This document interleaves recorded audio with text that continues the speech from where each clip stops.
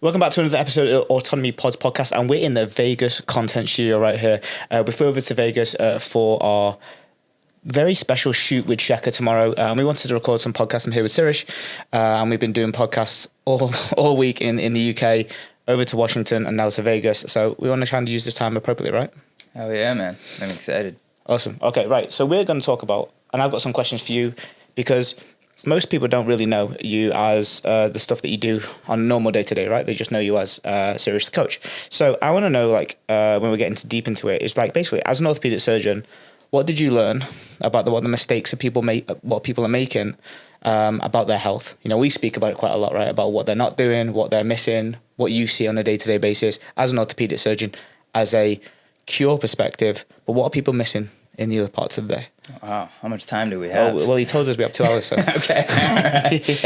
Yeah. So, it's interesting because healthcare, I think, is, I feel like it's like a misnomer. A lot of times it's not so much about the health part of it. It's more about sick care and taking care of people when they're sick. And there's not really a lot of emphasis on getting people well. Like, for example, just to back up a bit, like in medical school, we get maybe a week on nutrition, and you never really learn anything about, prescribing people exercise. Literally, the last person you want to ask about, nutrition and fitness advice is your doctor. Yeah. At least, most doctors don't really know anything about it. And the ones that do, most of them are learning this stuff, kind of on their own. Yeah, and for anybody in the UK, that is GPs as well. General practitioners, that's right. Doctors, they're all don't know nothing. Yeah, in this context for sure. But yeah, in the context of orthopedics, I probably think of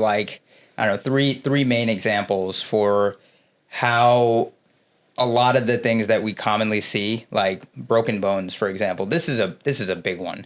So did you know that after the age of 65, if you break your hip, your chances of dying within 12 months is anywhere between 15 to 30%. Yeah.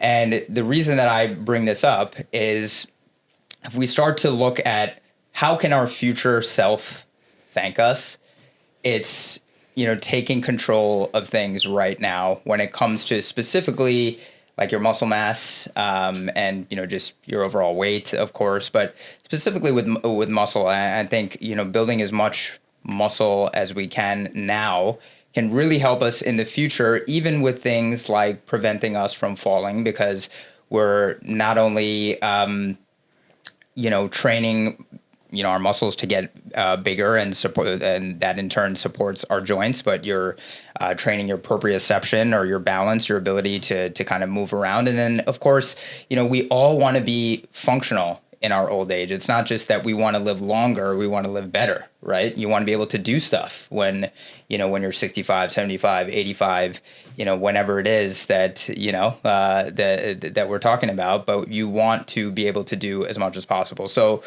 if we can take control of that now and get as strong as possible now, because let's face it, it gets harder and harder to build muscle as we're getting older.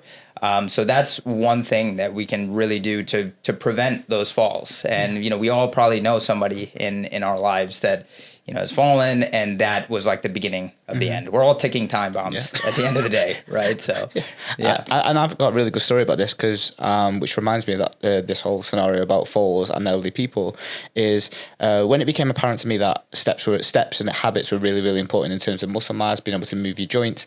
In my work experience, I went to my mum's elderly person's clinic, and she used to basically have like 25 beds, which they used to get them out of the hospital and get them into the community centre so that they could make room in the hospital for people with more important things as opposed to elderly people just with fractured femurs or neck of femurs. And I was doing a work experience there, and there was a point of where there was night and day difference between these elderly people that had come in for like a full fractured neck of femur or like proper like just general femur breaks or like ischium breaks on the hip from falling over. There was night and day difference in the recovery between the people that were active, had a habitual process of that, versus the people that had never really done any exercise. Mm-hmm. There was a point, and the pit that made it really apparent to me, which was a traumatic experience. I never want anyone else to go through this. But I remember clear as day, there was a lady who was very sedentary, very overweight, and she's fractured the neck of her femur, and she wouldn't move. She refused to walk. Even though she was like in the process of rehabilitation, she'd had the pins in, she'd been, there for 12 to 18 weeks. She was refusing to be part of the rehabilitation process. The problem is that when you're refusing to be part of a rehabilitation process of activity and movement, then you don't get out of your chair. She was sat in a chair, which meant she didn't drink water because she didn't want to go to the toilet, which was obviously a walk. She got a UTI because she didn't drink water. Yeah. And I've never seen an 80-year-old female go to the extent of craziness and psychotic to the point where she had to be straitjacketed out of elderly people's home because of the UTI that came from the lack of movement, because she didn't want to go to the toilet. Right. That came from the lack of the break of the femur. The lack of movement. It's really interesting. Like when people that don't work in this setting hear that I'm operating on like a 90-year-old or I think the oldest patient I've ever operated on for a hip fracture was like over 100 years old. And they're like, why would you bother doing that? Just like, gonna put her down like a dog. Yeah. But she's past the time. Right. So, I mean, the way that we refer to these surgeries a lot of times is it's a palliative surgery, meaning the alternative is you're just going to be sitting there in pain. Like you're just going to quite literally die like a painful death. Yeah. So it's like, and then what you mentioned made me think of this, like the risks of not doing surgery is actually greater than the risks of doing surgery. Yes, of course, if you do this surgery on this patient that has all these other medical issues and, they're, over 100 years old, for sure, they could die from this surgery. But if you don't, the risks of laying in bed, of getting like a bed sore, the risk of not expanding your lungs as much as if you were up walking around, your risk of getting a pneumonia, your risk of getting like a UTI, like you just said. So the things that are going to kill you from, just not doing the surgery are much greater than if we can successfully get you off the operating room table, get you up and actually putting weight on your leg and have you moving, you're much more likely to do okay and carry on. And of course, just like we were talking about, if your pre-injury level of conditioning, like the higher that is, like, the more fit you were prior to all of this, the better off that you're going to be, afterwards. And then in terms of the bone breaking in the first place, and this may be particularly relevant for, women, like, after menopause, when the estrogen plummets and your bones get weaker, you're much more likely to break your hip just from falling from a standing height. Whereas like, when you were much younger, that the energy that would require you to break your femur or your hip is much, much higher. But the things that we can do now to prevent that is resistance training and weight bearing exercise, because loading the bone and creating more stress on the bone allows it to adapt and get stronger. And you could potentially prevent that fracture in the future. And it's actually about the decreasing, the reduction of the decline of the loss of bone mineral density, right? It's like, it's going to come down, but what rate it comes down at is totally dependent on you. So if you're not doing anything and you just fall with your estrogen levels, it just, plummets a slow death. Whereas if you resistant exercises, weight bearing exercises, loading those bones, you get a slow decline, which then makes it more tolerable, more malleable, more durable, and you don't get the end stages of that. And it's always like, it's as with everything, it's like, you won't notice a difference. You won't notice a difference until you notice the difference. And now you're picking up your bones from the floor. So it's a caveat to the story, but that is so super, super important. Well, what else are we missing from an orthopedic surgeon's perspective? I mean, one of the big bread and butter things that orthopedists see is arthritis, right? Arthritis of the hips, arthritis of the knees. Those are like, the really common things. And of course, low back pain, one of the most common things that an emergency room sees on a day-to-day basis, right? And so much of that is due to, the obesity epidemic that we have and, just excess weight, and people, of course, there's going to be natural wear and tear over time, but the more, force that we have across our joints, the more that process of our arthritis is going to accelerate. And people are needing, knee replacements, hip replacements younger and younger. And yeah, so I think that is one huge thing is, not just like living longer, but living without pain, I think is a huge punchline. So, if we can get people to lose weight earlier, not only are we getting you to live longer, but we're getting you to live without pain. Yeah. And I can tell you from hands down, I've lived 20 years with a pain that ended up with a knee replacement. Yeah. That was for a different reason. Yeah. I didn't it wasn't 90, 150 kilos and now I'm at a knee replacement. But the detrimental effects on not just your physical health, but your mental health that come from the pain. Now, I didn't notice it until I was out of pain. So I had 20 years of pain, and then all of a sudden I had my knee replacement. I got through the rehabilitation process, and I'm like, holy shit, I'm not an arsehole anymore. And that was my like polite way of like looking at my reaction to situations, my relationship with food, my relationship with people, my relationship with day-to-day activities became less about avoiding the pain as opposed to doing the thing I needed to do. And it's so important to make sure that you're staying out of pain, because that has so many negative effects to coping mechanisms and just how you see the world. It's more of a black and white as opposed to a color spectrum. Yeah. Interesting story on the load bearing and the activity of arthritis. Right. It's like every step that you take. Obviously, if you're 100 kilos, that make it easy. Every step that you take, you're taking, near enough 100% or 70% transferring your weight onto right leg and then going back onto your left leg. Probably 60-40, depending on if you're hopping and skipping and jumping. But when you're doing anything that's from a stair, or you're doing anything that's running based, this is why majority of people who are largely overweight are probably not recommended to run, is the more you run, the more I think, as far as I'm aware, it's somewhere between 2 to 4 times your body weight, right? So every step you take is 2 to 4 times your body weight on that right leg. Right. So if you're 100 kilos and you run and you take a step, your right leg is not taking 100 kilos. It's taking 300 kilos or 200 or 400, whichever way it is. So then you times that by going for a 30-minute run. So that right leg has planted on the floor and absorbed 400 kilos of contact, and that's done it 100 times. That's 4,000 kilos of load. Now, when you're going into the gym and you're scared of going on that leg press, right, and the leg press is 60 kilos going up and down, how many reps would you need to do to get the same force of running for the bus? Right. You'd have to do thousands of repetitions to get the same output. But people don't see the impact of just things that they can't see. Right. Whereas they see that leg press up and down, they're like, oh my God, that looks scary. Whereas they've run for the bus and done 4 workouts on that joint the same way that they wouldn't ever be able to do with a leg press. Yeah. So the load that goes on your joint is increasingly important for those what do they call it? Osteoarthritis. Yeah, with the osteoporotic, I think it's called. Oh, for like the bone density. Yeah. Osteoporosis. Yeah. So I think it's really important. Yeah.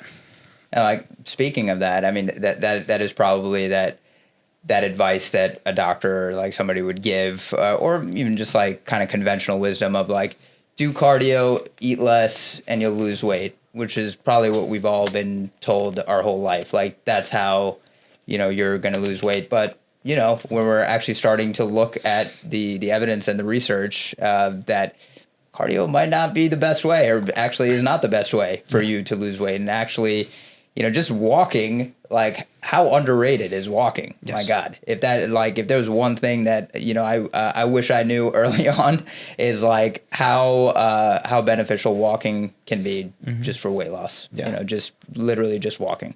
And this is so interesting because in the most recent years, there's been that element of how much walking do you need to do the steps, and the research coming out about 10K, and then the news then saying, oh no, it's actually 6 that you need to do, or 7. It's overrated, that 10K steps. But that's obviously the news and you never know what's going on there. But if you take the legitimate research that all is founded on, you will see a curve that goes like this, that goes around, that goes, the more steps you do, the less risk of mortality that you'll have. Yep. And it actually doesn't peak, but it actually makes it better around 12 to 15K. Yep. And then after 12 and 15K, it doesn't get that much better. But there's a stark difference between blooming, 0 and 15. Mm-hmm. But people are seeing the first, curve and going, oh, you only need to do that because it brings it down. Where 12 to 15 is where it's at. Just a significant decrease in mortality, and there've been studies showing that if you literally go from doing nothing, 0 minutes of activity, to just like 15 minutes of activity, that your reduction in all cause mortality is like something like 15 to 20%. Yeah.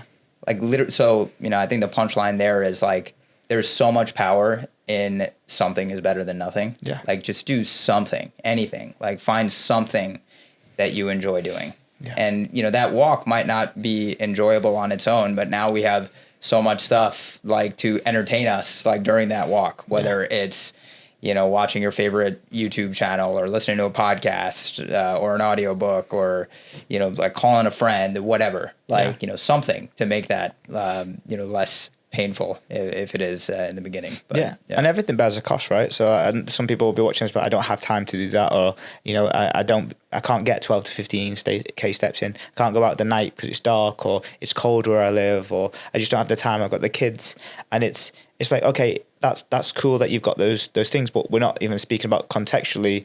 This is just the facts. Like if I took that out and put it into analogy around finances, if I said I can't save £1,000 a month, well, I'm just not going to get the benefit of saving £1,000 a month. I might be able to save 200, and that's better than nothing. I might be able to save 400, but that's better than nothing. Yep. But there might be a way that I'm be able to do it in unconventional methods that allows me to save the 1,000. But I can't be annoyed if I'm not going to get the full benefits from it if I can't save the 1,000. So walking pads, Zumba classes, walking around your front rooms, getting out, walking the kids to school. Going out on your lunch break. Mm-hmm. Doing extra treadmill walking after you've been to the gym, getting a home stuff. They're all going to be ways that you can incorporate into your lifestyle. And ultimately, that's what it is. Yeah. To get 12 to 15K steps, it has to be intentional, has to be conscious, and it has to be part of what you do on a day-to-day basis. Yep. There's no way getting around it. You can't accidentally do 15K steps. Yep. And if you do, you're either a doctor on the floor walking all day, you either have a really high activity job, or you might just have a lifestyle that's already conducive to that. But majority of people that are struggling with it don't have that. Yep. So they have to consciously be aware. Yeah. And speaking of intention, I mean, first of all, intention is everything. But I've been working on this concept called intentional inconvenience, meaning, if you're struggling to get steps and you're living in a house, for example, you got to go to the bathroom, go to the furthest bathroom, like go to the one in the basement, go to the one that you have to actually move to get to. Similarly, we've probably all heard this example before. When you're going to the grocery store, park as far from the door as possible. So you have to, walk all of that way to the door. You get your groceries, bring your cart back, put everything in your car, bring the cart back into the store. Nobody does that. Everyone's putting that in the, in the parking spot or leaving it where the car used to be. Yeah, exactly. So not only now are you a good Samaritan, but you're getting, more steps in. So, that intentional inconvenience. But I love your analogy, the finance analogy, because people in their 20s and 30s, I think it's changing now with social media. A lot of when I was coming up, nobody taught us any of this stuff. I wish that's what they were teaching us in school, for sure. About taxes and retirement and actually useful stuff. Yeah, I wouldn't be an idiot with my money if that was the case. Yeah. I mean, most of us wouldn't be, but the idea of saving for your future so you can, retire comfortably. A lot of younger people aren't really thinking like that. They're just I got this money now. I don't know how long I'm going to live, and I want to spend it on this Gucci bag or this, Louis belt or whatever. I'm just naming things that I see on you. It's a hit piece. So I got it for my birthday, right? Leave it alone. Yeah. But it's similar to your health, right?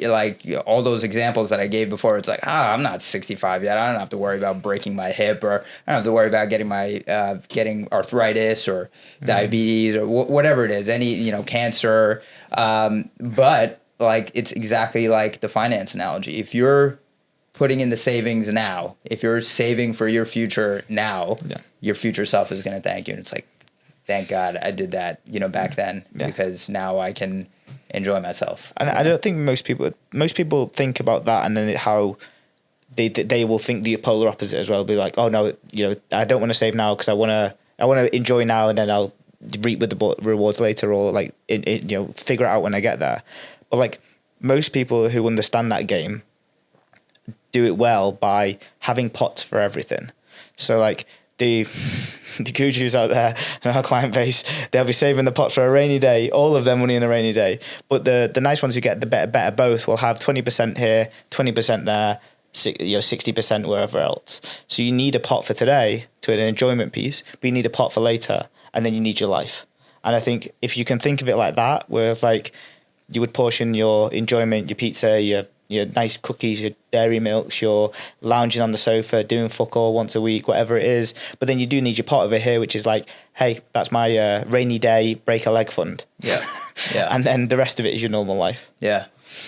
Yeah. No, I mean, we talk about the Pareto principle, like that 80-20, right? Like if 80% of what you're eating is like from whole foods and, good nutrient dense sources, and that 20% is whatever the fuck you want to eat. And so this way it's like a lot more sustainable. You feel like I'm not missing out, because let's be honest, if you tell yourself that you can't have something, you're going to want that like more than ever. Right. Yep. So it's like, it's not that you can't have certain foods. It's, we just gotta keep it in that equation, like, and, hopefully you actually enjoy the 80% that you're having. Well, it does help if you don't eat shit every single day and you hate it, Right. If you're putting pins in your eyes every day, how long are you really going to do that for? Right. There needs to be some level of enjoyment. There needs to be some level of like, the value of what I'm doing might not feel always comfortable, but it'll actually be beneficial long term. Yeah. But the people I know that stay in shape forever legitimately like the 80%. Like, it took me a long time to like the 80%. Yeah. It took me a lot of resistance, a lot of kick and screaming, a lot of ego of being like, well, why can't I have this? Or why can't I do this? Because of my beliefs in the past and where, like, how I grew up, and biscuits, full pack of biscuits every single day, normally 2 packs of biscuits. Why can't I do that now? And it's almost like that. It took me a while to find what my 80% was, because I'd been through so many yo-yo diets and so many diets that 80% was just protein and veggies and hardcore dieting and like restriction and no booze, no dinners out. So that's what my association with the 80 was. It was hardcore dieting and feeling like shit all of the time. But it took me such a long time to enjoy my eggs on toast in the morning, or my acai bowl for breakfast, or kimchi eggs, whatever. And then it took a while to find some nice lunches that I was willing to eat consistently, getting the steaks in there, getting the chicken in there with my wraps or my bagels. But it took a long time for me to enjoy that 80% to now where I don't have any resistance to doing those things. And never really thought about that. So yeah, got to enjoy the 80%, right? Yeah. Yeah, no, absolutely. I tell my clients, my weight loss clients, a lot, like, you can have your cake and eat it too. You just can't have as much cake as you want. Yeah. At least, not right now. But like, I think there's a lot to unpack in that too. And, maybe this can lead into what we're planning to, one of the things we were planning to talk about is this idea of like getting the most from the least. Caveat, we've been doing this well, haven't we? Yeah. Go, keep on going. Yeah, no. Like, I think one thing that really resonated with me is when you said that. I think one example that often comes to mind. Before you do that, tell the story of how we got to this scenario where we talked about it in the first place. Yeah, that's a really important part of this. Before I began coaching people, you were my coach. Yeah. You were my trainer, the first trainer. I never in a million years, like growing up, ever thought that I would have a personal trainer. But, came a point in my life where, ironically, the further along I went down the path of becoming a healthcare provider, the less and less healthy that I got. And then I started to see the irony of how, like, all of these doctors around me were some of the least healthy people that I knew. And every year after residency, after my training that went by, I was just like, okay, this is the year I'm going to get back in shape. This is I've done it. Like, it was a big part of my life, and then it just wasn't happening. And what I realized is all of those years that I was in shape in college and, in most of medical school, I had accountability. I had somebody that I would go to the gym with. There was somebody, that was counting on me to be there. And that's what kept me showing up, even on the days that I didn't feel like it. So I didn't have that anymore. I was like living in New York City at the time. Like, everyone's got their own schedules and, life is just, different. So, I was able to find you, and you got me back in shape, and I was really disenchanted with medicine, what I was seeing, what the focus was, like no emphasis on prevention, all this stuff that we, were alluding to in the beginning of the podcast. And you were just like, dude, I think you would be really good at this. I think you would really be good with this coaching stuff. Give it a try. And I've loved it ever since. But when you were training me, back to the conversation we were having, I was getting ready for like a weekend with the boys, right? And those weekends during maintenance. During my maintenance phase. So you'd got the fat loss done. Yeah. We'd smashed that off. We did it in the right way this time again. And then we got to a point where it was time to learn maintenance in a way that was the balance in between enjoyment, but then not restricting as well. Yeah. So there was obviously some weekends before. I think there was a hard balance between the aspect of you were dieted, and then when you go out into this big wide world of not having that restriction or that boundary, there's always this kind of convoluting distinction between I can have this, I should have this, I should be able to do that. And normally people then end up back at the old behaviors that they were before, right? It's like right. The six drinks leading to 8, or two beers leading to 8, or like dinner leads into dessert. Mm-hmm. And then when you get to that point, then you get the feedback on Monday morning about your body weight, and you're like, maybe I haven't got this sorted yet. Yeah. And then it was in one of those like sequences of where there was multiple travel trips and stuff like that, and it was to a point where the food and the alcohol, and I don't know if it was abused too much, but it was just like you were still trying to figure that scenario out. Yeah. We did it in the diet, right? 1 plate rule, navigating that, maybe sometimes taking your own food, weighing the portions, whatever it was. But when that emphasis of diet was off, then the opportunities became very multiple, right? Yeah. So sorry. I'd like to piggyback on that for a second. For the people that don't know this, like millions of people lose weight every year. Millions lose weight, but the data around the number of people that regain that weight is not very encouraging. No. About 90% of people regain their weight, which nobody really talks about.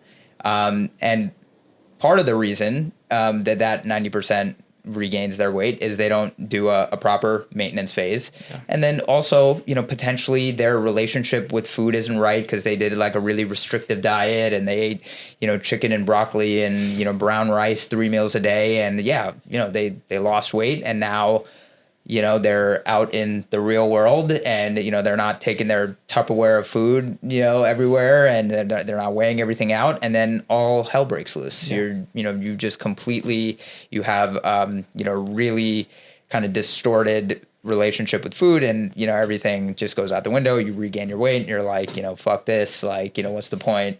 I'm just going to be fat for the rest of my life. And, so that 10% that is able to do it, the opposite happens. They're able to do a proper maintenance phase. And the longer you're in maintenance, meaning you're able to maintain your weight for 6 months, a year, 2 years, that curve, and you could speak, better to this, like the predictability that you're going to keep that weight off, the longer, and this might seem obvious, but, the longer you're able to maintain the weight, the longer, long term that you're able to keep it off. That makes sense. So in that particular weekend when I kind of saw, what happened, and kind of doing the post game analysis of like what just happened this weekend, where, I gained like 5 pounds in a weekend. I mean, like part of that was probably some water weight, but just like kind of, revisiting, what that weekend was about. And I think one thing in particular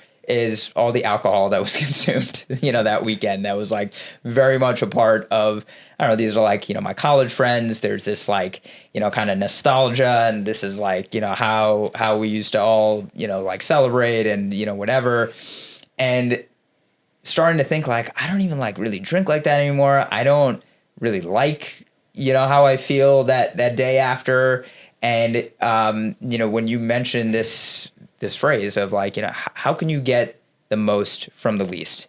Do you actually enjoy the drinking part of it, or was it like other stuff around the drinking that you truly enjoyed?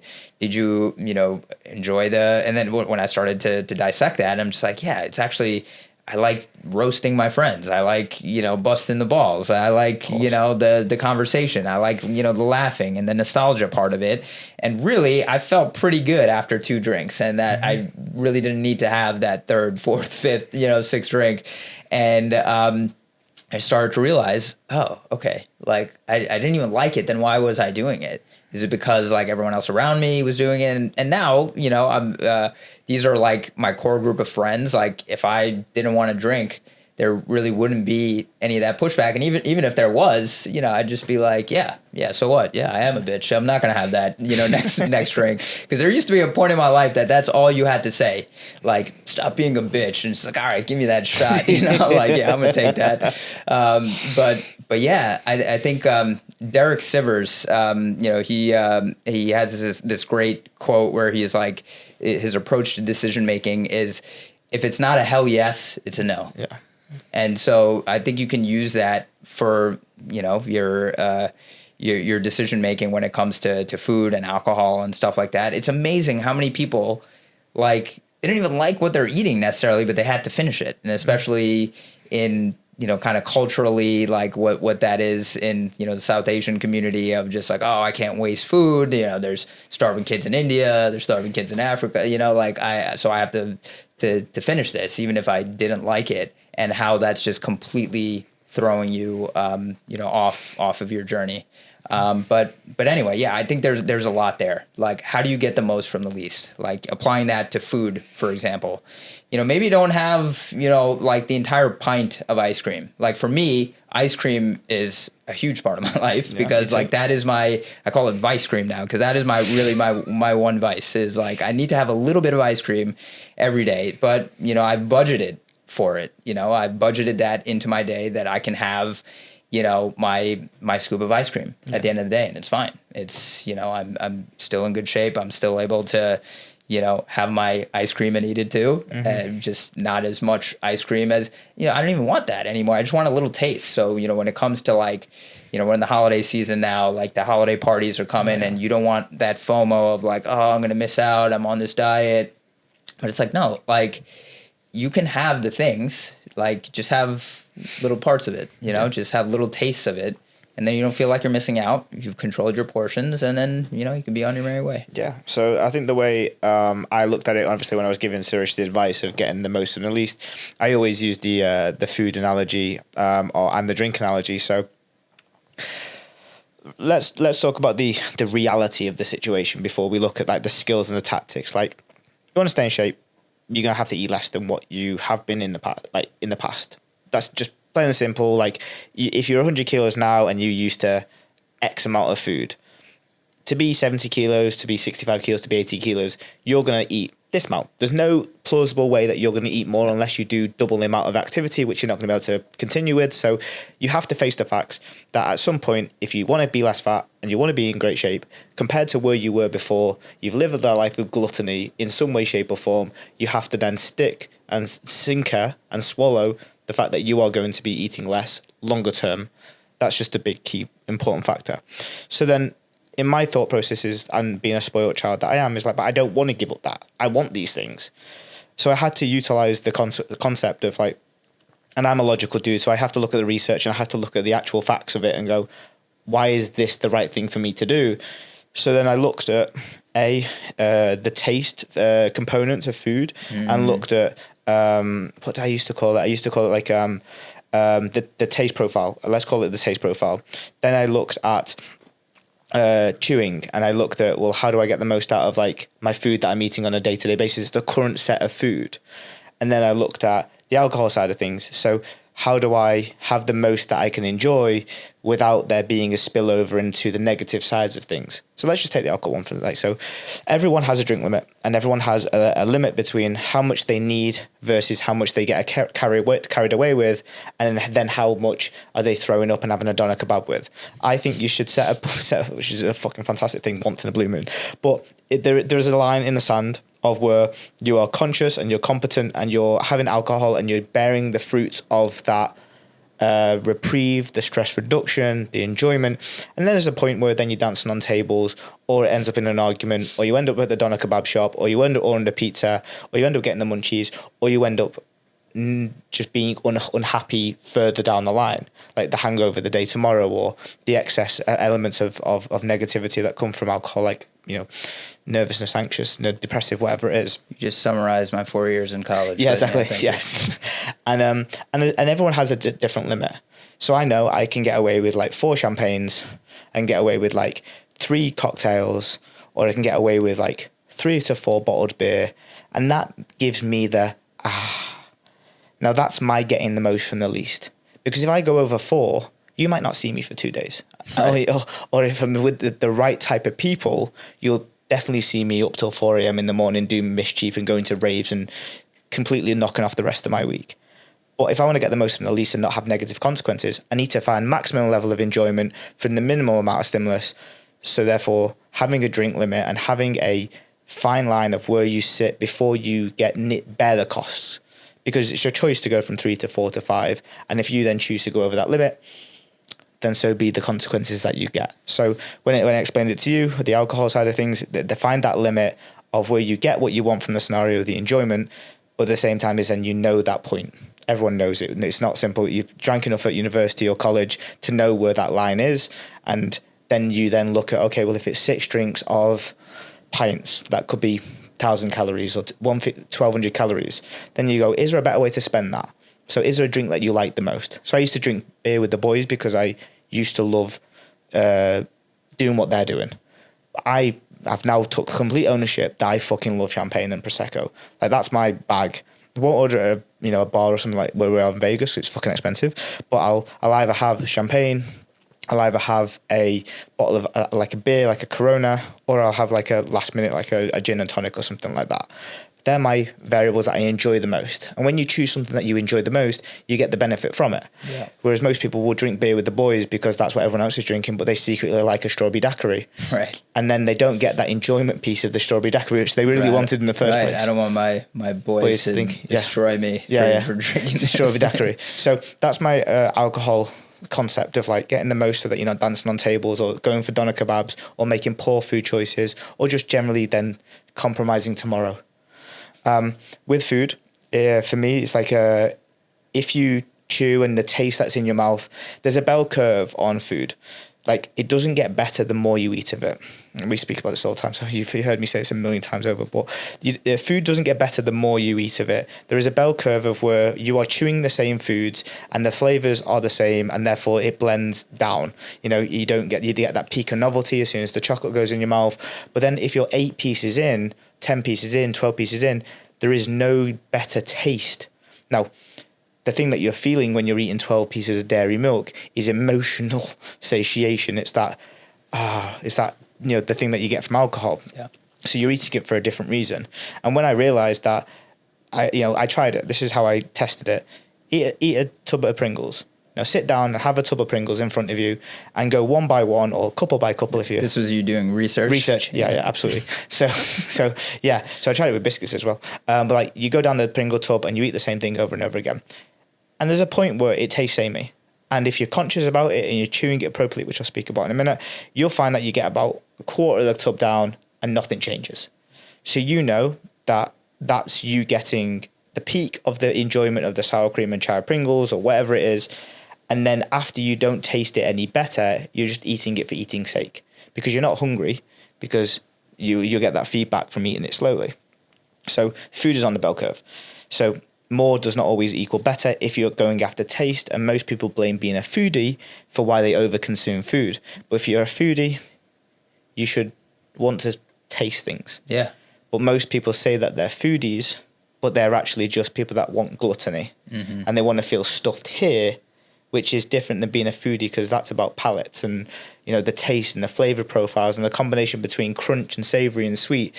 But I don't hear people that are foodies talk about the texture, the taste, the flavor profiles, and did you taste the hint of this? To really approach it like the sommelier would wine. It's like, for real foodie, okay, like talk to me about the taste. Yeah. But that's the thing. It's like if you're a realistic foodie, you should treat it like that. And if you're a foodie, you should do what foodies do, which is there's a reason why Michelin-starred restaurants come in small portions. Why? Because that's all you need to taste the different flavors and combinations. Right.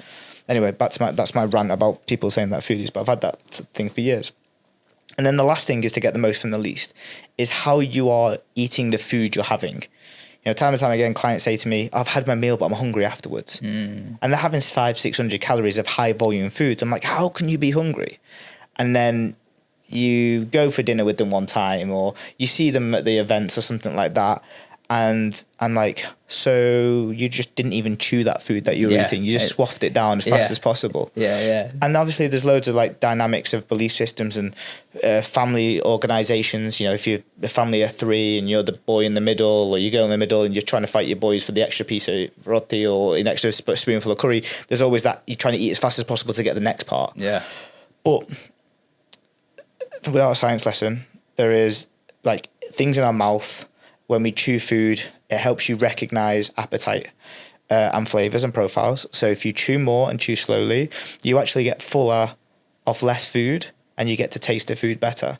So if you're hungry after a 600-calorie meal, it's not the 600 calories that the issue, it's how you've consumed them. Right. It's like you've straight gone IV drip, and then your digestive system is straight hungry. Mainlining your meal. Yeah. Exactly. And the faster you eat your food, the more of an insulin dump that you get, because there's something called GLP-1, which it doesn't get that high regulation to regulate insulin, which means that you get that crash after a meal too if you're eating really fast.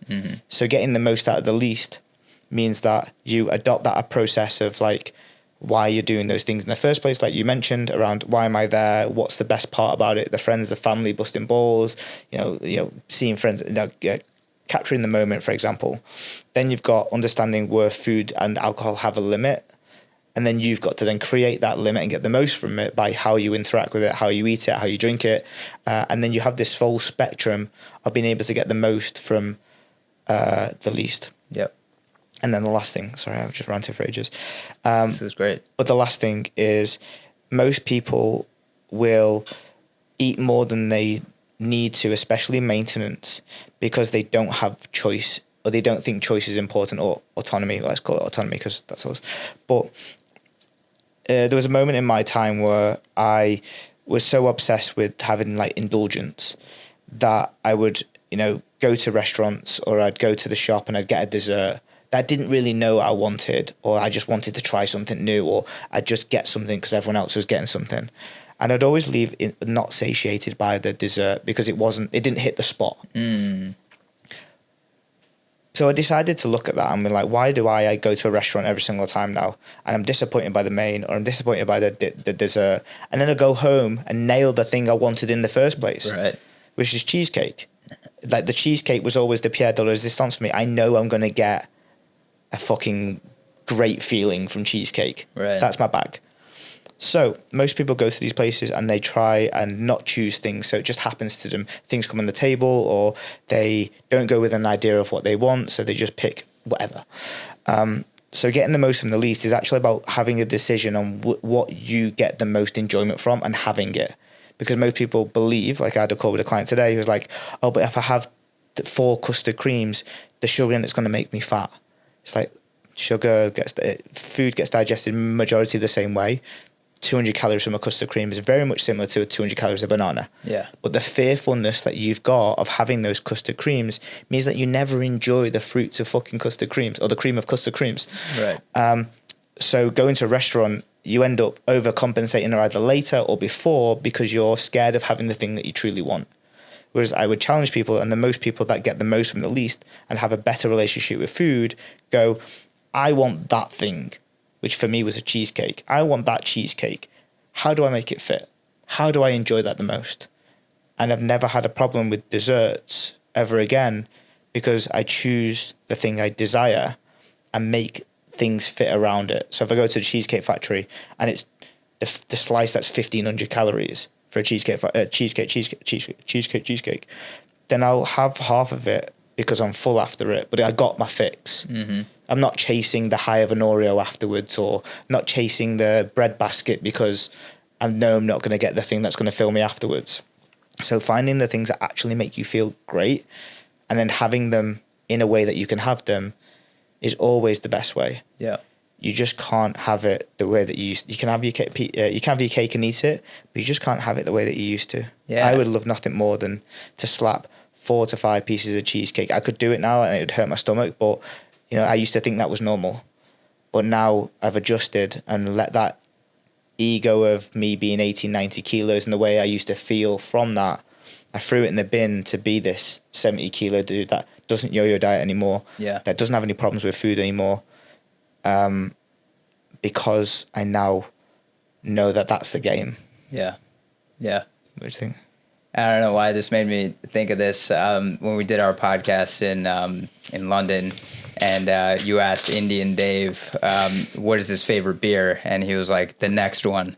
And it got a big laugh. And I just thought of this, right now, where it's like, what is your favorite dessert or whatever, insert, whatever it is here. And, what's your favorite bite of this food? And you're just like, the next one. It's like, why can't it be this one? Like, why can't it be the bite that you're having right now? Like, and be there for it. If you love this so much, like, be there for this food, be there for this steak, be there for this wine, and actually taste it. Have your cake, taste it, and eat it, right? That's a shout. Like, we're so, most of us, like, we're just struggling with, like, living in the future or living in the past, right? Like, we're worried about something that hasn't happened yet, or we're thinking about something that has already happened, but very rarely are we right here, right? That's peace. I don't know if it was like Lao Tzu or one of these, ancient Chinese philosophers that said, like, depression is living in the past, anxiety is living in the future, and being at peace is living in the present, right? Yeah. But so how many of us actually live that way? But this is like one of the greatest ways we can practice that, in just with our food, right? Like, we love food. You're a foodie, right? We're all foodies in our own right, depending on whatever it is that it gets that gets your fix, right? So really spend time with it. And we talk about this concept of meal hygiene, right? Like, really having these, like, 15 to 20 bites, keeping your, or 15 to 20 chews or 20 to 30 chews, whatever it is. You chew it until it gets to like an oatmeal consistency. But when you're starting to like think about all of like the scientific things that are happening, it's like, okay, this is so I'm allowing the leptin and ghrelin pathways after 20 to 30 minutes. So my body tells my brain that I'm full, but it's like, no, just like forget about all of that, the scientific stuff, and actually just focus on chewing, chewing the thing that you love. And in my house growing up, I used to always be made fun of because I was so slow at eating my food. Everyone would be done and I'd still be eating. And I always thought that was a bad thing. I got to get quicker at this. And I remember you brought this analogy up that was, really hit home. And you were like, you ever watch the Nathan's hot dog eating contest? Sponsored by the man himself, Nathan. But like, when you watch like Kobayashi or like Joey Chestnut, any of these like celebrity competitive eaters, they're just eating as fast as they can because they're working against those pathways, and your body still thinks it's hungry, and you're able to, and we're doing that on a less competitive scale where we're, just eating quickly and we still feel like we're hungry. So we just keep packing it in. But if you ever had that experience where, you think you're still hungry and there's no more food left or whatever, and then you just give it a minute, like, or a few minutes, and you walk around and you're just like, oh, then it hits you that you're actually, I was full the whole time. And it just hit me a little bit later, because, the pathways were still working. So yeah, I think there's a lot of interesting things around, this practice, because when I do talk to clients about this, of like, they're your nutritional frameworks, like your tips and your hacks or whatever that you're going through when you're going to a social event, your 1 plate rule, half plate veggies, the other 2/4 are going to be your protein and your carbs, your 80% full test, right? Like, the Japanese call hari hachibu, like eat till you're about, 80% full to really, internalize that, or, eat to the level of fullness where when you're being accurate with measuring your food on a day-to-day basis, eat to that level. It's really hard. It takes time to really get get those feelings like kind of locked in, because this is one big game of self-awareness, right?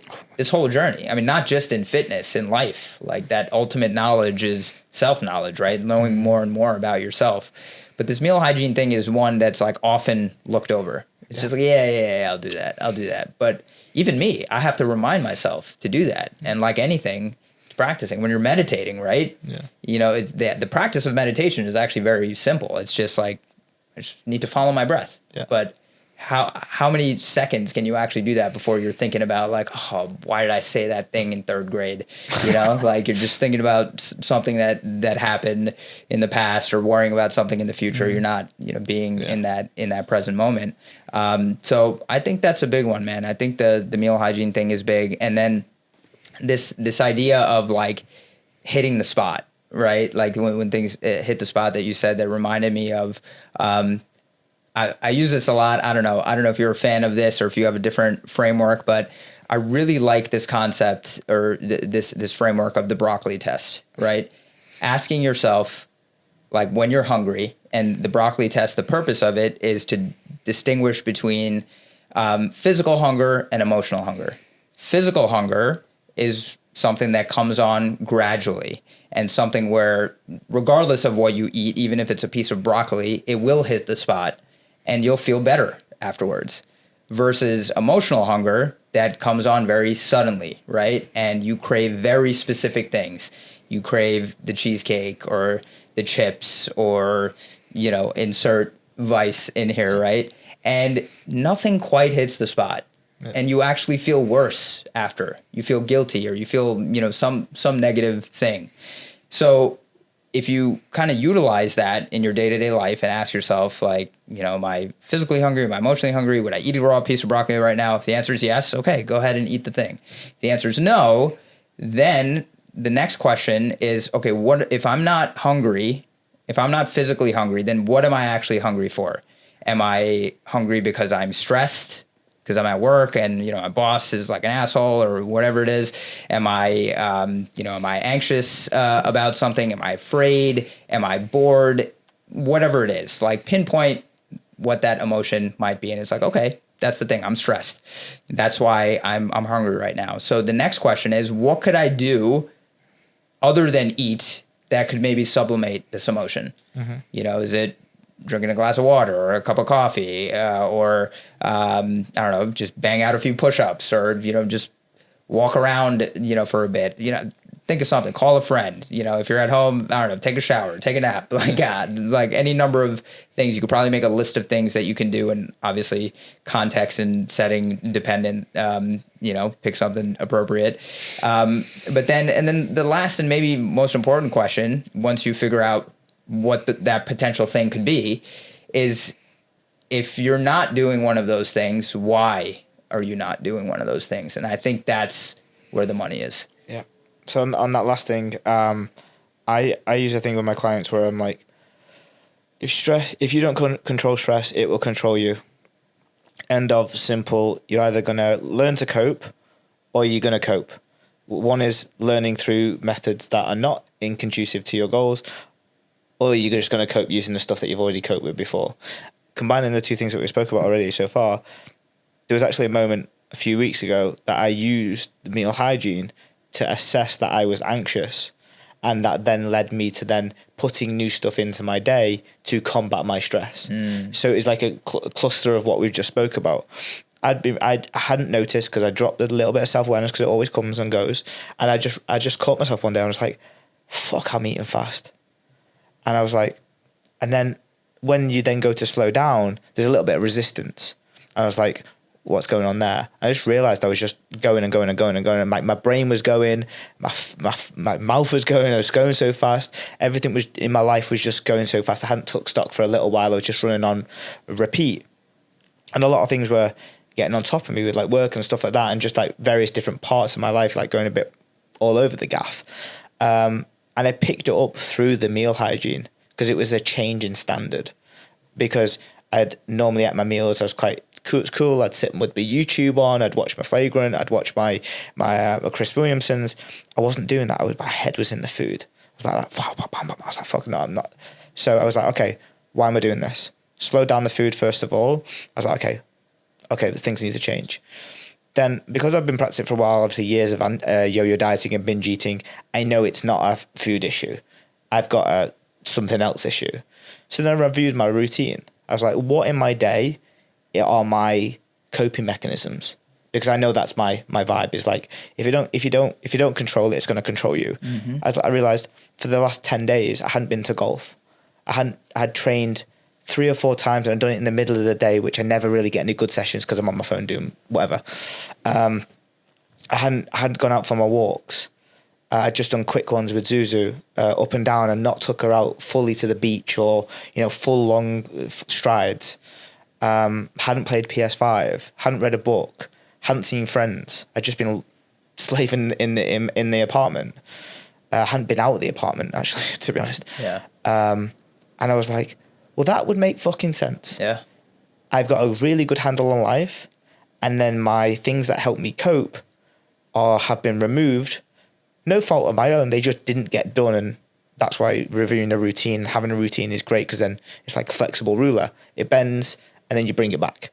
So then all I did, sat there when I realised my meal hygiene was fucked. I sat there and didn't focus on food, didn't give myself a hard time. I reorganised my diary, which was the thing in the process that was the issue.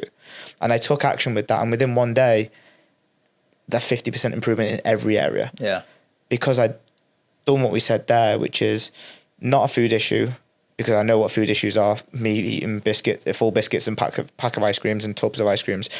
That was the awareness piece, the meal hygiene, because it was a standardized format that I'd changed, and, chewing fast gives you that.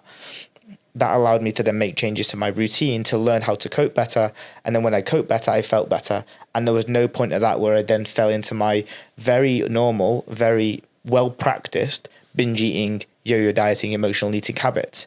I was able to skip that process because I recognized the real deal plus the awareness piece, and just skip the middle part of all the bullshit with food and guilt-driven behaviors, which I thought was really interesting. But I ask my clients, what do you do that is calorie-free or alcohol-free on a day-to-day basis that mitigates your stress? And I don't have a client that has a positive relationship with food that has that answer, doesn't have it written down. The ones who have a poor relationship with food and a poor relationship with stress, which inevitably leads to food, have no other things that they do. There's a work, there's their responsibilities, then there's sleep. And then I think it's much harder for females, because guys can go to the pub, or even not drink that much. No, obviously girls can go to the pub, it's fine. But I go to golf. Right. I go to football. Yeah. Sometimes go to watch basketball. I go to see friends. I go to smoke shisha. I go, cigar stuff. I go to there are so many lads have hobbies that I just don't see many females that have that same parameters, or at least the people that I work with.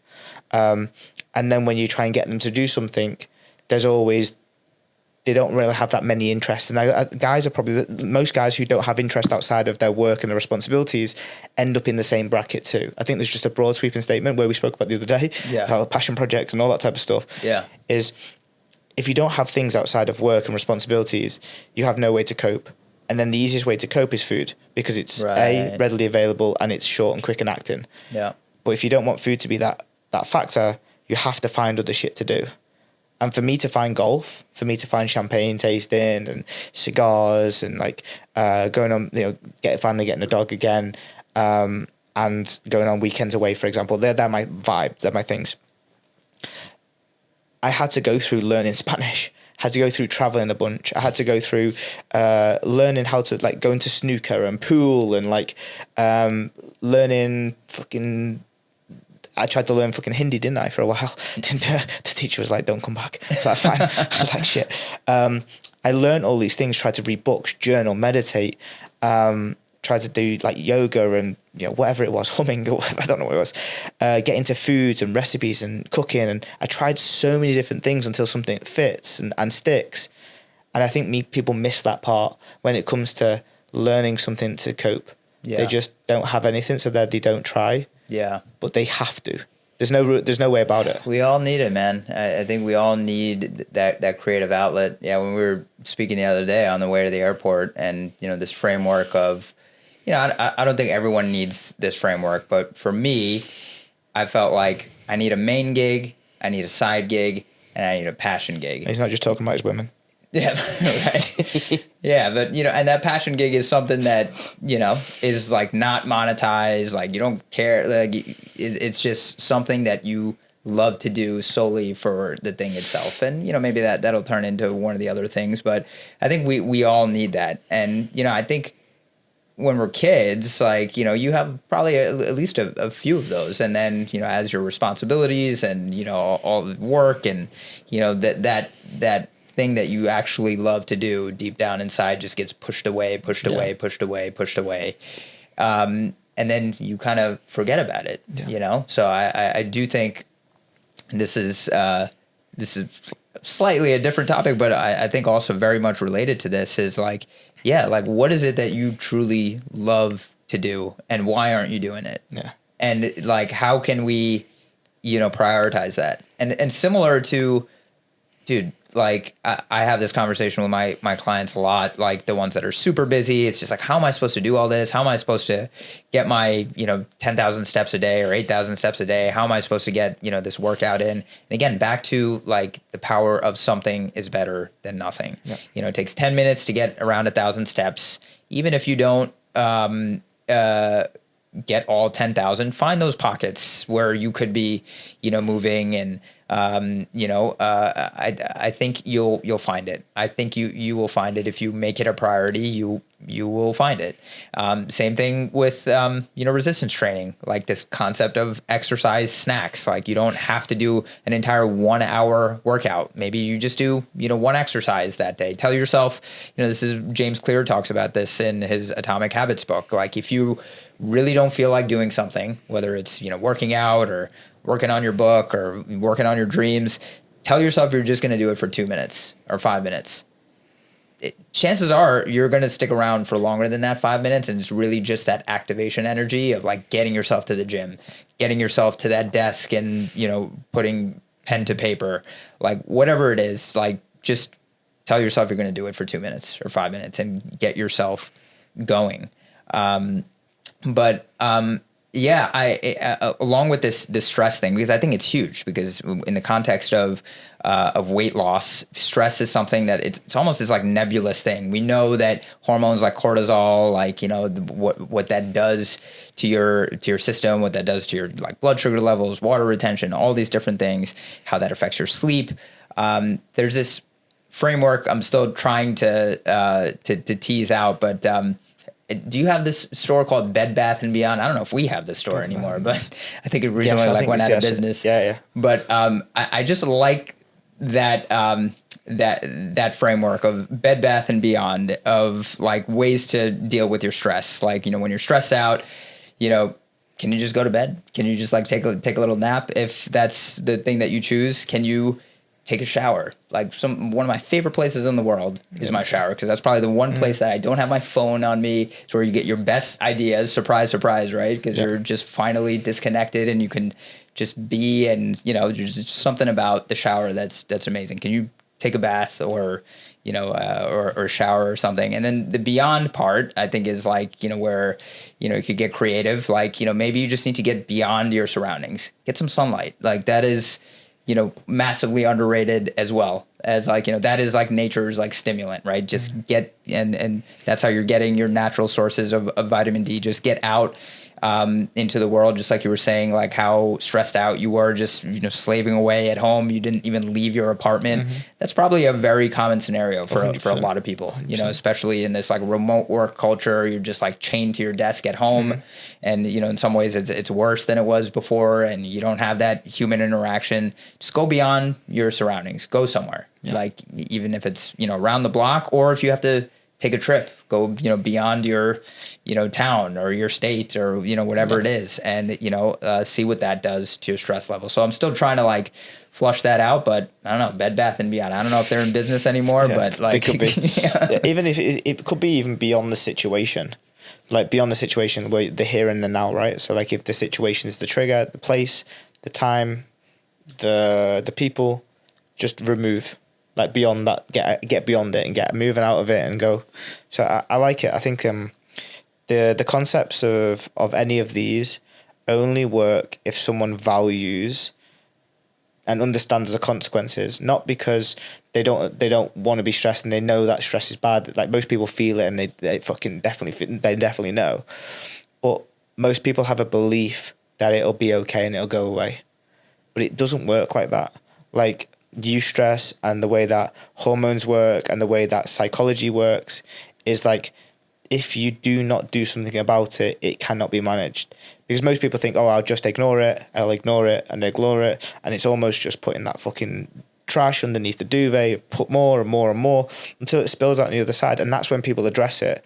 And then they don't realize that they put the trash underneath the duvet for such a long time where it could have been manageable. It could have been put in the bin and, navigated. And I just think there's a large amount of people that think that it and I learned this through therapy, like, and what if that happens? Like, what are we going to do about it? There's always a thing where we need to do something. There's always an input to get an output. If you have a bunch of stress coming, into you, we have to do something with it. Otherwise it will stay and it will haunt us for the rest of the days. Fester. Yeah. And it's not like, no, it's not even a trauma situation. It's not like a long-term thing, but there's always that thing. You wake up, you think you finished it, and you end up the day, and then you wake up in the morning and the problem is still there, or the situation is still there, or the dissipation has not dissipated. You've had no break. And most people don't know what it feels like to have that moment where you just like 30 minutes, you're thinking about something else completely different. And I call it like active de-stress. I can't do the meditation and the yoga. So like, I could do it. I just choose not to. Right. But the ADHD brain is like wild at that point. Yeah. But that's probably because it makes it harder. But I do things that are actively de-stressing, because that is basically you're taking your attention away and you're giving yourself that mental reprieve. Now, obviously, there's a thing where you need to solve all the situations that are going on and the stress and figuring out what you need to do next with each scenario that you're in. But getting that reprieve, that 30-minute, that deep breath, without using the alcohol, without using the food, which you're craving, that's why you use the food, to get that. So where can you find that? Mm-hmm.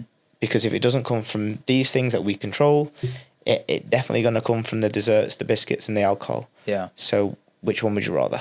Yeah. 30 minutes of golf or 30 minutes of ice cream? Right. Yeah. No, it's amazing. If I were to tell you that there was a pill that you could take that would decrease your depression, decrease your anxiety, it would increase your mood, it would improve your focus, it would make you look better, it would make you better in bed, probably a few other like positive things here, and it's free. Would you take this? Would you think most people would take this? Of course. And we have that thing, except it's not a pill. It's moving more and lifting some weights, and you literally that list of things that I just told you.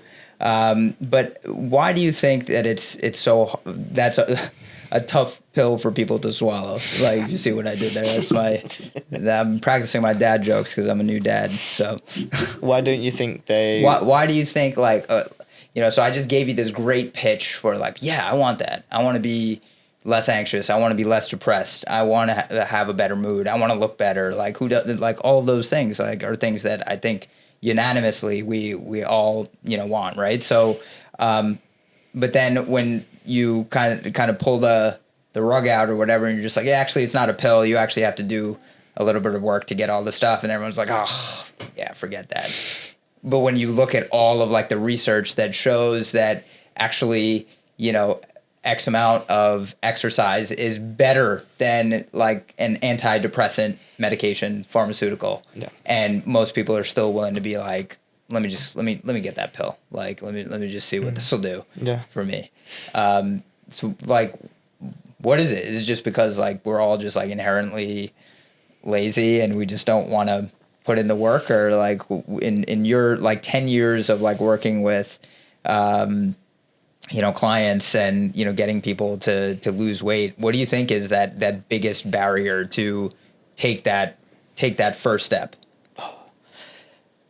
I think it comes down to two things. And I think one of the things is to acknowledge we are like homeostatic beings. We are meant to not take ourselves to the other end of the spectrum constantly. So if we're homeostatic and we're used to being a sedentary person, it takes more effort and more energy to do other things. So when someone says you have to do something for it, and it comes with physical exertion, there's always a give and take, with that. I think majority of it comes down to the environment and the beliefs that you have in that particular implement, right? So like in your scenario, if you were to give antidepressants to 10 people, for example, not that I don't know if you do it, but like there will be people that believe that pill culture is bad. There'll be beliefs that people are like, yeah, give me that pills, I'll sniff two of them. And then you'll get the people in the middle that are like, well, I don't know if I need this, I don't know if I want this. I think that's the same with any type of adoption of a thing. It's packaged in a way, it sounds really nice, but there will be people that have a belief that it's crap or not worth their time. You have a belief system of people that were like, yes, great. And then you'll have the people in the middle that are not sold on it until they do it and try it. I think more and more I go down this route and see the people that do train or don't train, or people that are resistant to going in the gym. They always have a belief that is stronger than the outcome that they desire. So, whether it's when this goes just into the spider web of shit, why people don't go and move and exercise, it's like, whether they've tried stuff before and it hasn't given them an instant benefit. There's no gratification process instantly. There's no reward at the end of it. The situational environment that might not even be conducive towards it, aka none of their friends, none of their family do any of it. So therefore they haven't seen anybody change and have any benefits from it. Whereas if you have friends that all do exercise, you're more likely to do exercise because it's like the chicken and egg. You either become the first one and break the mold, or you join everybody else because everybody else is doing it. Yeah. So I think there's loads of situational beliefs and there's loads of environmental beliefs as well. So going into the gym provides 10 million different opportunities for you to get self-conscious, not feel that you belong there, you don't know what you're doing, there's loads of maybes, there's loads of uncertainty. That's why I believe there is that element of like people are resistant to doing something like that, because it creates a whole lot of uncertainty in a place where there's a lot of other individuals that might cast their own opinion or be fearful of opinions. Yeah. So I think if someone was to isolate that in a different way, and that's why I think a lot more people are early adopters or adopters of the step target, because there's less of a place that you have to go with uncertainty. You don't have to learn technique on how to walk, right? We just do it. Yeah. That's why a lot of people would rather run than go to the gym, because they know how to do it already and there isn't an uncertainty of not being able to do it.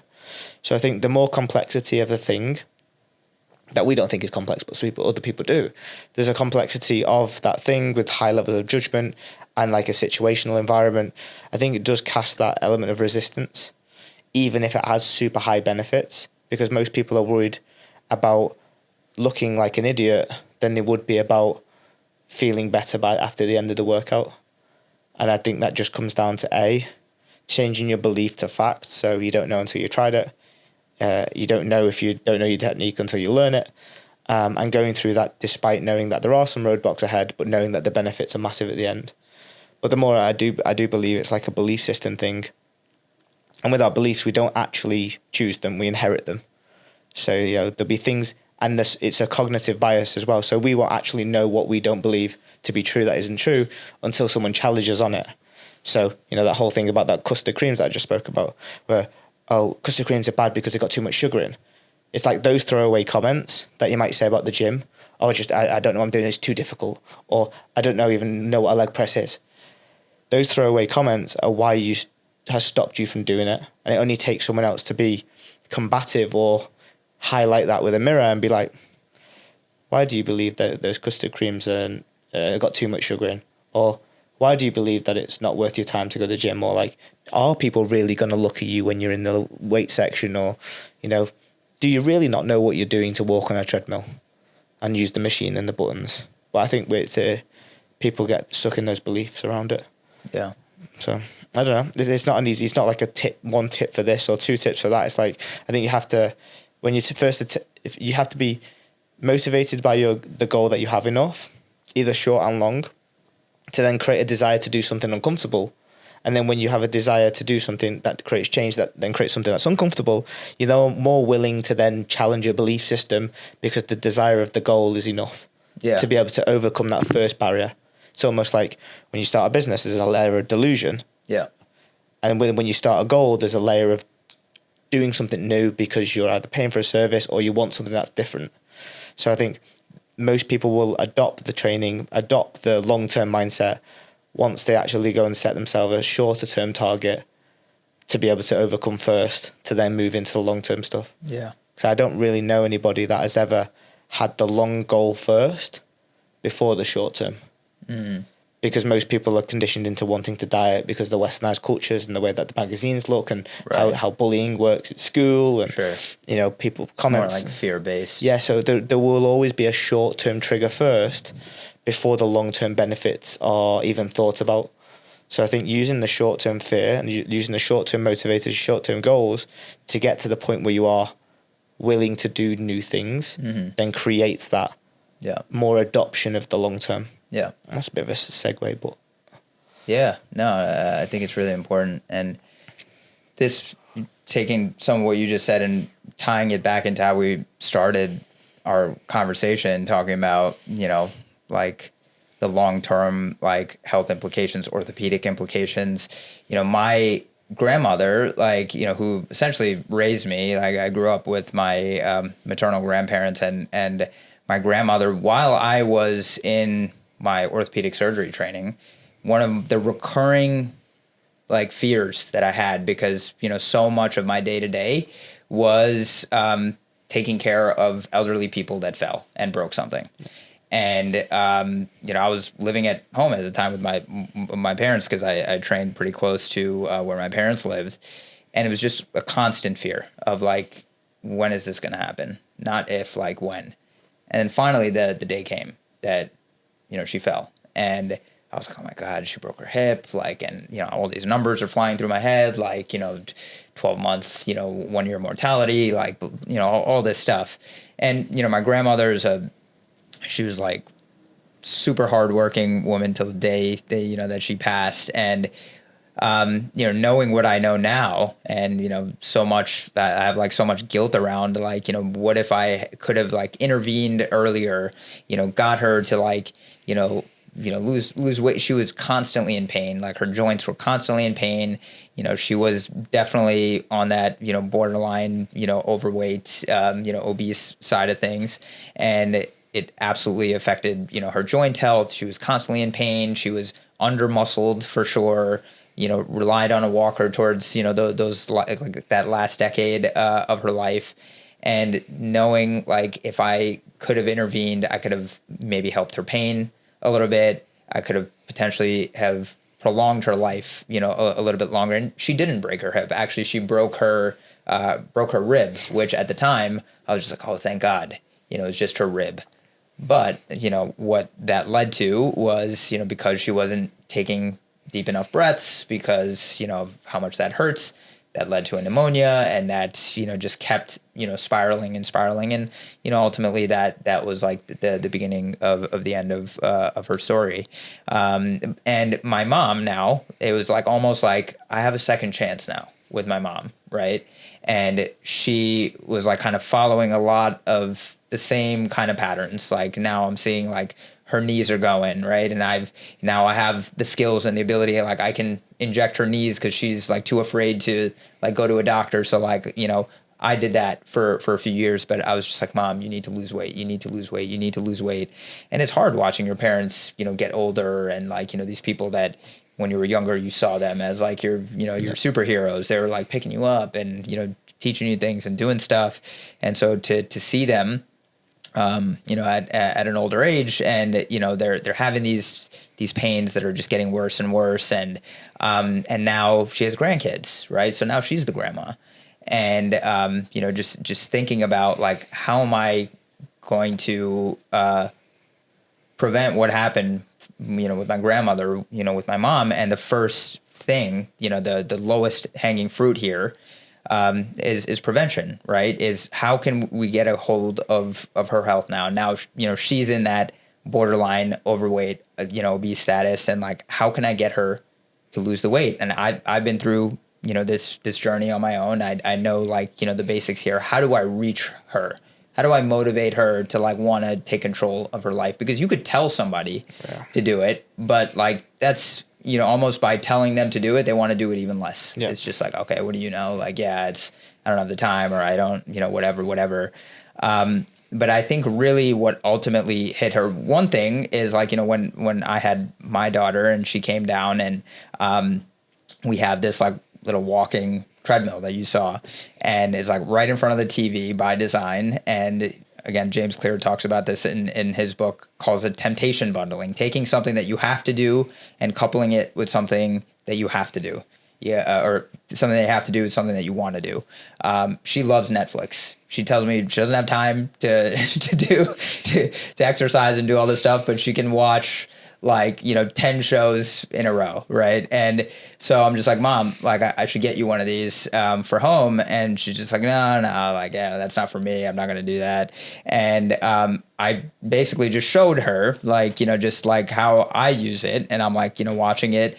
And eventually she just, over the course of the few weeks that she was with us helping the baby, she started doing it. And she was just like, oh my God, I just got like 15,000 steps. Like, I don't think I've ever gotten 15,000 steps.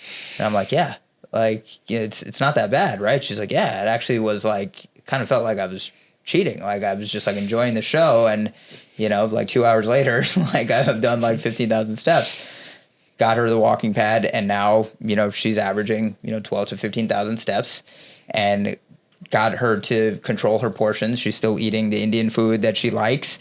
And, in less than a year, she's lost like over 20 pounds. Her knee pain is a lot better now. Like the next frontier is getting her to do a little bit of resistance training. But one of the biggest like things that I wanted to motivate her with is, even if you don't want to do this for yourself, like I know how much you love being a grandmother. Like I know that you want to enjoy them. I know you want to like, pick them up and run around, with them. So, if not for you, even though I know deep down that you want to enjoy your life, you want to be able to do these things. You are super independent. You don't want to rely on anyone or a device to like walk around or whatever. So like, the time is now, to do that. So, what you said about, like, if you are, we've all heard of like, you are the average of the 5 people that you surround yourself with. And if everyone else around you is super health conscious, and then you're more likely to be. But what's one of my favorite things of training people and getting them to lose weight is the stories of like, oh, now my sister or, my cousin or, whoever, like in their circle, their friends, want to be part of this journey too. Yeah. And they are starting to do this, and they're starting to lose weight. And that one person that kind of broke the mold now is shaping their entire community. Yeah. And if we can do that, and this is why so much, man, there's such a gap between healthcare and wellness, right? The healthcare industry and the wellness industry. Like, I recently started, therapy too. It's been like, a few years, and I think everyone needs a therapist, right? In the same way that now, after having been coached and now being a weight loss and fitness coach, I'm like, dude, everybody needs this. Like literally everyone. Like therapists need therapists, doctors need doctors, trainers need trainers. We all need these people in our lives, like, for whether it's for our accountability or education or, all of the above. So yeah, I mean, I think, that is my pitch for, I think, this is one of those like kind of untalked about things of like how we fix the system a little bit. Yeah, and you know the funny thing is I've been doing a lot of work behind the scenes on like, I've got these whiteboards at home, and I've got this thing where I'm like, I want to find a statement that quantifies autonomy's value, and been going through it for months. What is it? Is it this? Is it that? Is it this? What do we do? What are we amazing at? What do clients keep saying back to us? And you know what the thing I actually came back to was, we help people break the mold. And that is you summed it up exactly how I've seen our help and how people who've used our coaching before become the spider web. We call it the spider web, right? Not only because they bring clients back, they bring their friends and family over towards, and we call it like the spreading of the referrals and people like the people recommendations, but it's the spider web of actual fucking change. Yeah. Where you, out of the 5 people, even though it's hard, even though no one else is doing it, even though you're living with mum, even though you got 2 kids, even though no one around you is doing this shit, you started because you want to do it, and you use us to break the mold, to then allow your sister, your auntie, your cousin, your step brother's auntie's son that you met at a wedding one time, see your results, and then they doing the shit that you do. And even if they never work with autonomy or they never do anything, you've left almost a legacy that you don't even know. Yeah. And like, you know, we have so many clients and that have that scenario that we've probably got more than we even know from a feedback loop perspective, because people don't think that's important. Oh yeah, my sister's started doing more walking now. Whereas that's like the biggest thing. If the 5 people around you are doing the shit that are positive, you'll do it. And they will also do it. Versus if the 5 people around you are sniffing coke at weekend, you're probably going to do that too. Right. So if we break the mold of what's normal and what's versus what we need to do to put us in a better position, then we leave an impact, and we spread our spider web of how to make these changes that, you know, we talk about on a day-to-day basis, how to stay in shape, how to get in shape, how to stay in shape, you know, whilst eating traditional South Asian food, and making sure that people get that for the next 20 years. Yeah. Yeah. So we'll clip that. Love That's it. it. We'll call that. They're good.